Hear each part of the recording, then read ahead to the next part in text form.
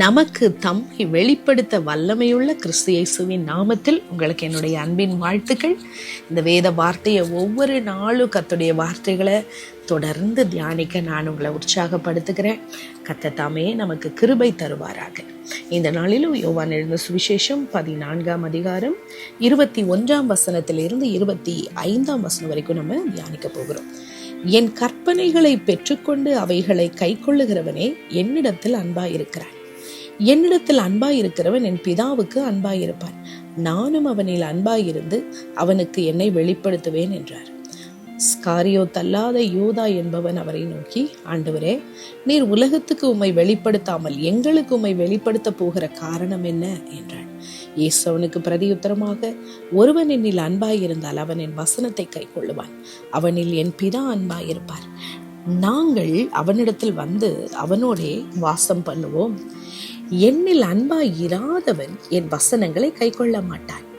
நீங்கள் கேட்கிற வசனம் என்னுடையதாய் இராமல் என்னை அனுப்பின பிதாவினுடையதாய் இருக்கிறது. நான் உங்களுடனே தங்கியிருக்கையில் இவைகளை உங்களுக்கு சொன்னேன். கிறிஸ்துவுக்குள் எனக்கு பிரியமான சகோதர சகோதரிகளே, இந்த நாளிலும் நம்ம தொடர்ந்து கிறிஸ்துவுக்கும் பிதாவுக்கும் உள்ள தொடர்பை குறித்து, அவர் மேல நம்ம வைக்கிற அன்பை குறித்து, அவர் திரும்பமாய் அவர் மேல நம்ம வைக்கிறதற்கு வைக்கிற அன்புக்கு அடையாளம் என்ன என்று சொல்லி கிறிஸ்து தன் சீஷர்களுக்கு அழகா சொல்லி கொடுத்து கொண்டு இருக்கிறார். அதை தான் நம்ம தொடர்ந்து தியானித்து கொண்டு இருக்கிறோம். இப்போ இன்றைக்கு பாருங்க, இந்த 21ஆம் வசனத்துல நம்ம வாசித்தது போல உண்மையாகவே நம்ம இயேசுவை நேசிக்கிறேன், அவரில் பிரியமா இருக்கிறேன், அன்பா இருக்கிறேன் என்று சொல்வோமே ஆனால் அவருடைய கற்பனைகளை நாம கீழ்ப்படுகிறோமா? அவர் கற்பனைகளுக்கு கீழ்ப்படுகிறோமா? எந்த அளவுக்கு அவருடைய கற்பனைகளை கட்டளைகளை நம்ம முக்கியப்படுத்துகிறோம் என்பதை நாம ஆராய்ந்து நம்மை பார்க்க வேண்டும். எத்தனையோ வார்த்தைகளை நம்ம ஒவ்வொரு நாளும் வாசிக்கிறோம், கேட்கிறோம், தியானிக்கிறோம்.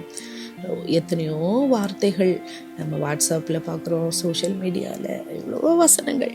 ஆனால் அந்த வார்த்தைகளுக்கு நம்முடைய வாழ்க்கையில் உண்மையாகவே நம்ம அர்ப்பணித்து ஜீவிக்கிறோமா?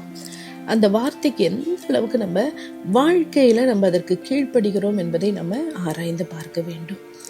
இரண்டாவது பார்த்தோம் அப்படின்னா, இந்த இடத்துல யூதாஸ் ஒரு கேள்வியை கேட்கிறார். அதாவது ஆண்டவரை காட்டி கொடுத்த யூதா அல்ல, இன்னொரு யூதா.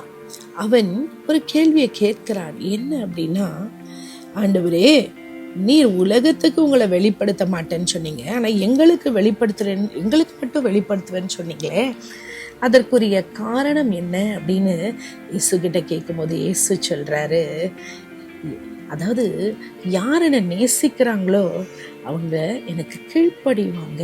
அப்படி எனக்கு கீழ்ப்படுகிறவரிடத்துல பிதாவின் அன்பு நிலைத்திருக்கும். பிதாவின் அன்பு நிலைத்திருக்கும் போது என் பிரசன்னமும் நிலைத்திருக்கும்.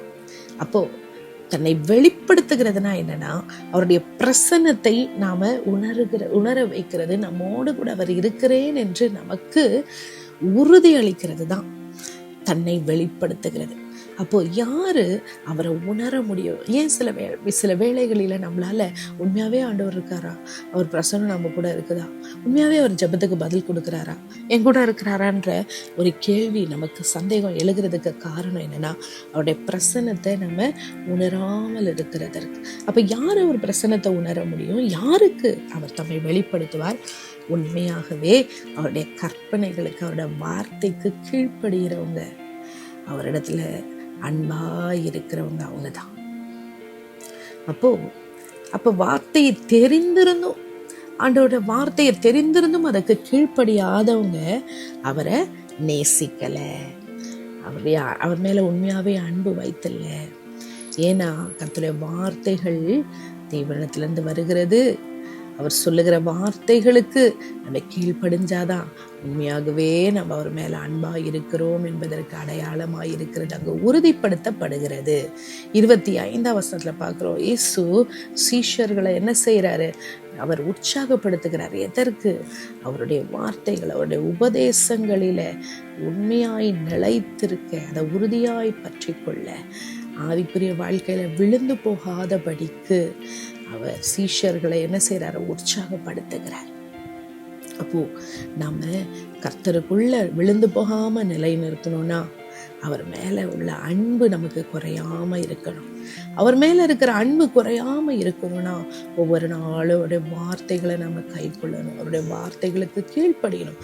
எல்லா வேதத்துல இருக்கிற கற்பனைகள் கட்டளைகளுக்கு ஒரே நாள்ல நம்மளால கீழ்ப்படிய முடியுமா? இல்லை. அப்போ நம்மோடு கூட ஆண்டவர் பேசுகிற வார்த்தைகளுக்கு நம்ம கீழ்ப்படி ஆவியானவர் நமக்குள்ள இருப்பாரேயானால் அவர் நம்மளை என்ன செய்வார்? கண்டித்து உணர்த்துவார். வார்த்தை இப்படி சொல்லுது, ஆனால் நீ இப்படி செய்யறியே, இது ஆண்டவருக்கு பிரியமில்லாத காரியம். அப்படி சொல்லும்போது நம்ம அதற்கு கீழ்ப்படிந்து நம்ம நடக்கும்போது தான் கர்த்தருள்ள அவருடைய அன்பில் நம்ம நிலைத்திருக்கிறோம் என்று அர்த்தம். அப்படி நிலைத்திருக்கிறவர்கள் இடத்துல கிறிஸ்து தம்மை வெளிப்படுத்துகிறார், தம்முடைய பிரசன்னத்தை வெளிப்படுத்துகிறார். இப்போ இங்கே ஒரு கண்டிஷன் இருக்கிறது.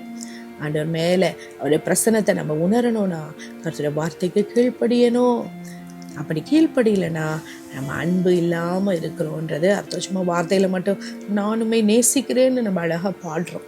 ஆண்டவரே நானுமே நேசிக்கிறேன், அன்பாக இருக்கிறேன்னா எந்த அளவுக்கு கர்த்தருடைய வார்த்தை நமக்கு தெரிஞ்சிருக்கு, அந்த வார்த்தைக்கு எந்த அளவுக்கு நம்ம கீழ்ப்படிகிறோம், எந்த சூழ்நிலையெல்லாம் நம்ம கீழ்ப்படியாமல் போகிறோம், ஏன் கீழ்ப்படியாமல் போகிறோம் அப்படின்றத நம்ம ஆராய்ந்து நம்மை பார்க்க வேண்டும். இன்றைக்கு கர்த்தர் நம்மோடு கூட பேசின வார்த்தைகளை நம்ம இன்னும் ஒரு முறை கூட நம்மை விட்டு கொடுத்து அவர் பேசின வார்த்தைகளை கேட்கிறவர்களாய் மாத்திரமல்ல அதன்படி செய்கிறவர்களாய் இருக்க கர்த்தர் நமக்கு உதவி செய்யும்படியாய் அவருடைய பாதத்தில் நம்ம அவரை நோக்கி பார்ப்போமா? எங்கள் அன்பின் தெய்வமே, உண்மையில நாங்கள் வைத்திருக்கிற அன்பு எவ்வளவு உண்மையானது என்பதை நாங்கள் ஆராய்ந்து பார்த்து எந்த அளவுக்கு நாங்கள் கீழ்ப்படுகிறோம், உங்களுடைய வார்த்தைக்கு சத்தத்துக்கு செவி சாய்க்கிறோம் என்பதை நீர் எங்களுக்கு சுவாமி எங்களுக்கு உணர்த்தும், எங்களுக்கு சொல்லித்தாரும்.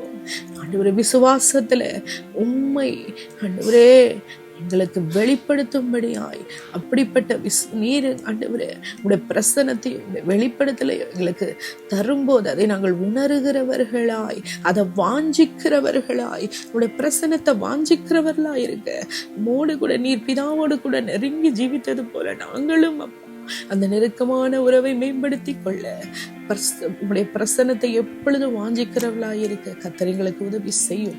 விசுவாசத்துல உறுதியாய் நிலைத்திருக்க உதவி செய்யும். கர்த்தருடைய வார்த்தைகளுக்கு முக்கியத்துவம் கொடுக்க பயத்தோடும் நடுக்கத்தோடும் அதற்கு கீழ்ப்படிய கர்த்தருக்கு கிருபை பாராட்டும், வழி நடத்தும். துதிகன மகிமையா உமக்கு செலுத்தி இயேசுவின் நாமத்தில் ஜெபிக்கிறோம் ஜீவனுள்ள பிதாவே. ஆமென், ஆமென்.